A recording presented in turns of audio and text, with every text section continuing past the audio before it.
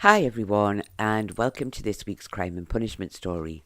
This week I am covering the strange case of Joseph Christison, who was a police officer, and the murder of John Hamill, which took place in the Towlaw area of Durham in 1876. I hope you will find the story interesting. The past lives of one of those involved in this week's case was again almost impossible to find, so their backstory will be quite basic. Joseph Christison was born in around 1848 in Scotland. His parents are unknown. It's not clear when he moved to Durham, but by 1871 he is living in the Durham area and is working as a police officer. Joseph married in around 1872 and he and his wife had at least 3 children together.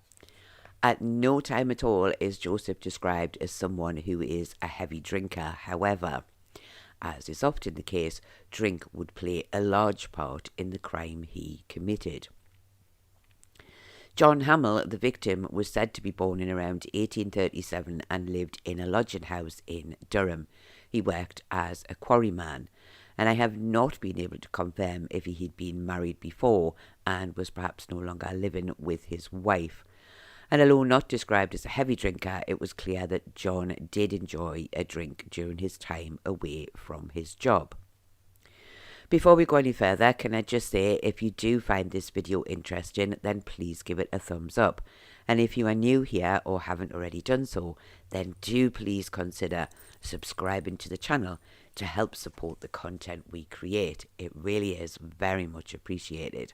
And it is completely free to subscribe. It doesn't cost any money at all, but it really does help to support the channel. And I would just like to add, as I always do, that I do record these stories live, so I do sometimes make mistakes, which I always try to rectify, so I hope this does not spoil your enjoyment of the video.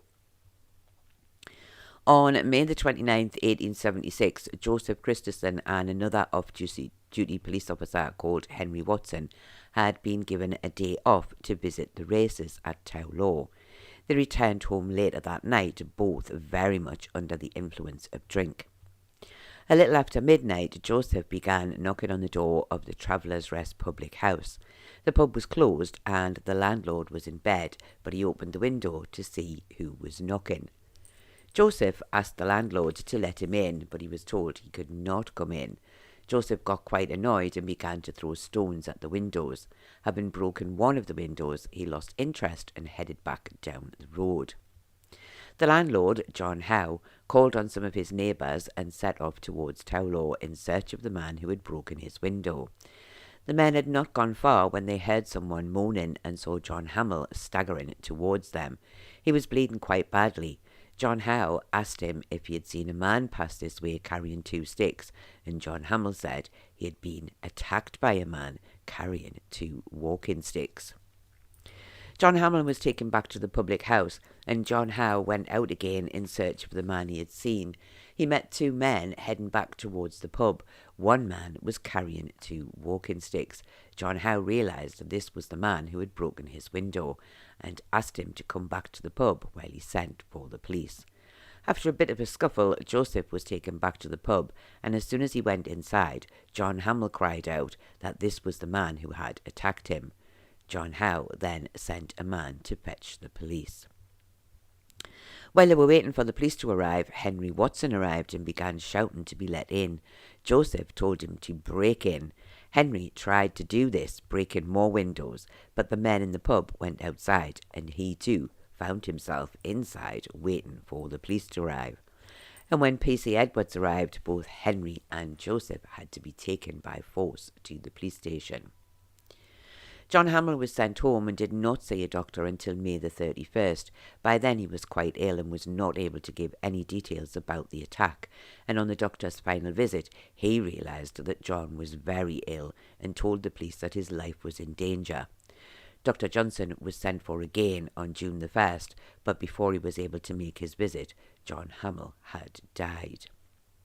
After John Hamill's death, Joseph Christison was charged with his willful murder. The inquest was held at the Travellers' Rest near Towlaw before Coroner Graham. Joseph Christison was not present at the inquest. and I did not find any details of who had identified the body of John Hamill, so I can only assume it was one of the men in the area who knew him well. John Howe said on the night of May the 29th he had closed his public house at 10 p.m. and gone to bed. He said just after midnight he heard someone knocking at the door. He said he ignored it at first, but it went on for some time, so he got up and looked out of the window. A man was outside dressed in black, carrying 2 walking sticks in one hand. John said he shouted out asking what he wanted. He said Joseph replied saying he wanted to be let in. John told him he could not come in, and then Joseph said, "Do you know who I am? I am a police officer."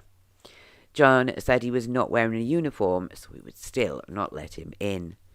Joseph said that he wanted John to come out and walk down the road to help him to pick up another police officer who was lying in the road asleep.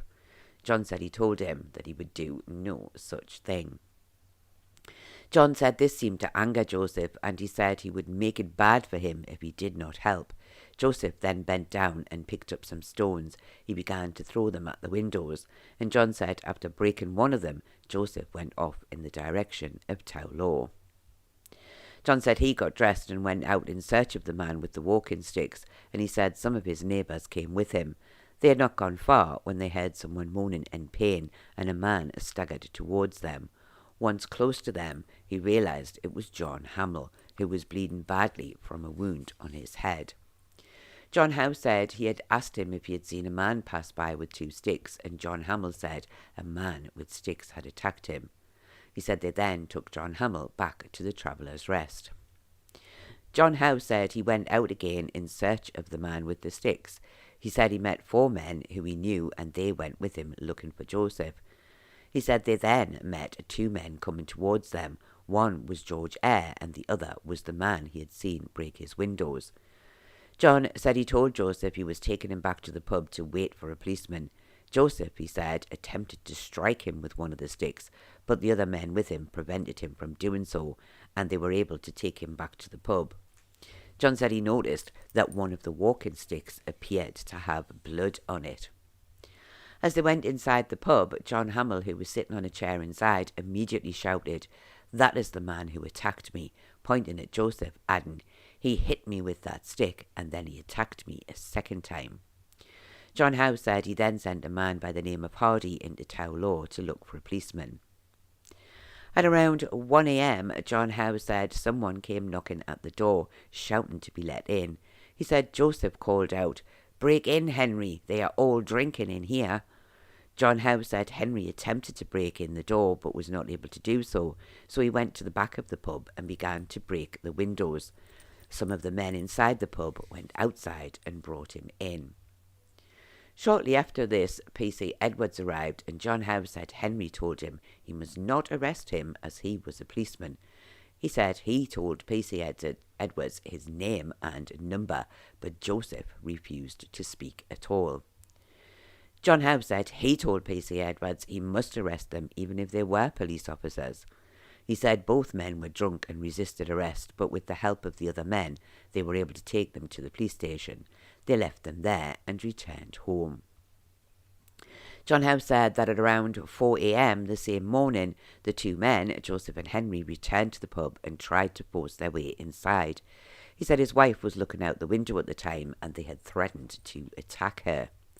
However, he said when they were not able to get inside, they had gone off down the road. John Howe ended by saying that John Hamill had not been able to tell anyone about the attack that night, but he said he was sure that PC Edwards knew about it as several of the men had told him. He said the following day he had taken John Hamill to make a report to Sergeant Oliver, but he had not been in at the time, so he had taken Hamill home. Aaron Hurst of Tow Law said he was a quarryman and John Hamill lodged with him. He said he was with him when he died on June the 1st. He had died before the doctor had been able to return to see him, and he had said nothing about the attack. Isaac Ebden said that around 12 p.m. on the night of May the 29th, John Howe called on him to help search for a man who had broken his windows. He said he had seen John Howe talking to John Hamill. He said Hamill was bleeding quite badly. He said he had helped to take him back to the pub. He had looked at his wounds and one was very bad. He said shortly after this, John Howe arrived back at the pub with Joseph Christison, and as soon as Hamill saw him, he cried out that he was the man who had attacked him. He said Joseph was not happy about this and said it was not him, he had done nothing. Isaac said he asked Hamill if he was sure that this was the man, and Isaac said he would swear to it. Isaac said he told Joseph he would not believe in the house until the police arrived, and George Hardy gave the same evidence as Isaac Hebden. Adam Holmes said he had been in the area of Towlaw on the night of the 29th. He said he was with Thomas Milburn. He said they saw a man carrying 2 walking sticks. He was staggering around in the road, saying that he could not find his friend and thought he was lying on the ground somewhere. Adam said they told him they had seen no one lying in the road. They continued on their way, leaving the man stumbling about. Adam said a little further up the road they found a man's cap on the ground, and he said he was sure that the cap belonged to John Hamill. He said as they reached the Traveller's Rest, they met John Howe, and he told them a man carrying walking sticks had almost killed John Hamill and broken some of his windows. Thomas Milburn's evidence was the same as Adam Holmes. John Eyre said on the night of the 29th he had been near Towlaw when he met a man carrying 2 large walking sticks. The man said he was trying to get to Castleside and needed help as his friend was lying asleep in the road.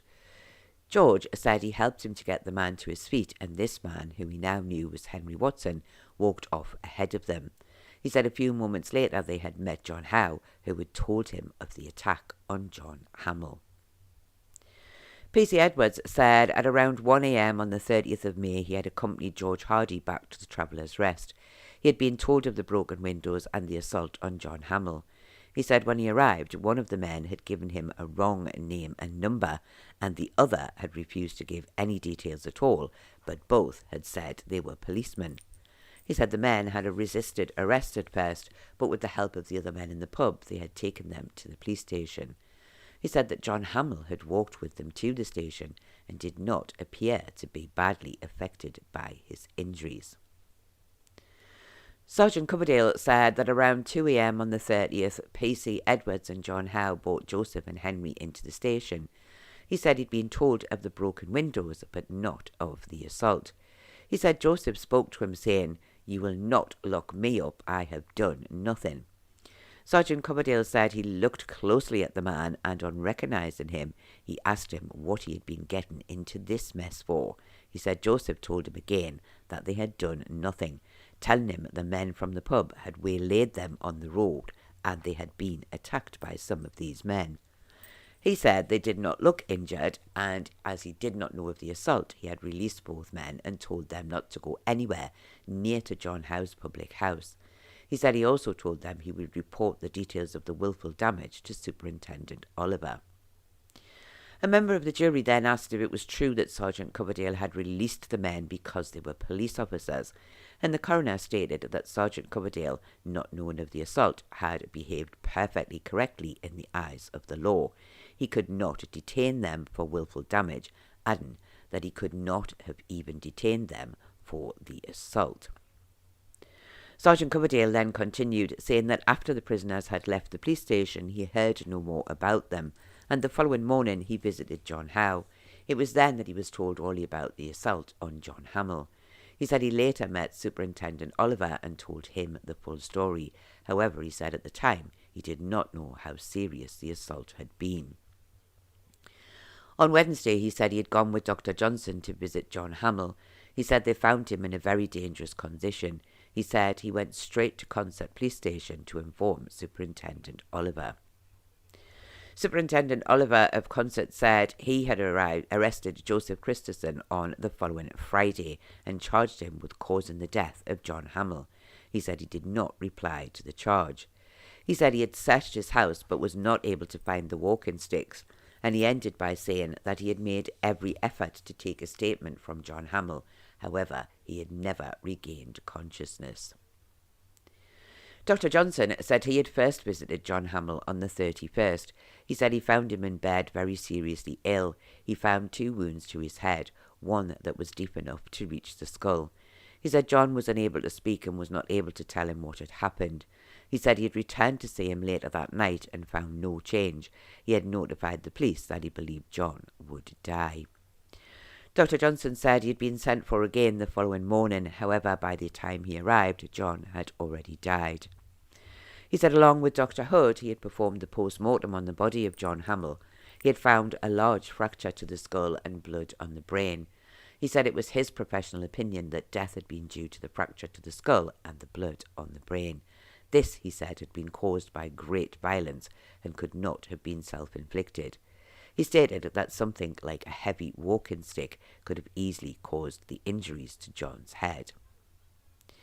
I did not find any details of the coroner summing up, but I think we can assume he would have simply asked the jury to consider if they believed the death of John Hamill had been at the hands of Joseph Christison by means of attacking him with a walking stick.